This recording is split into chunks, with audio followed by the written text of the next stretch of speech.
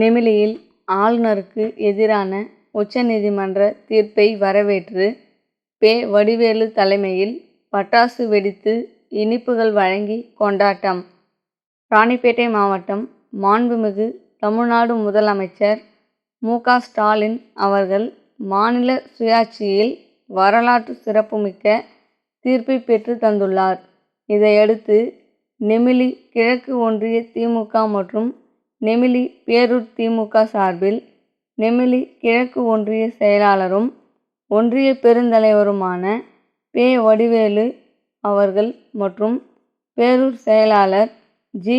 ஜனார்தனன் ஆகியோர் தலைமையில் நெமிலி பேருந்து நிலையத்தில் உள்ள பேரறிஞர் அண்ணா சிலைக்கு மாலை அணிவித்து பட்டாசு வெடித்து பொதுமக்களுக்கு இனிப்பு வழங்கி கொண்டாடப்பட்டது.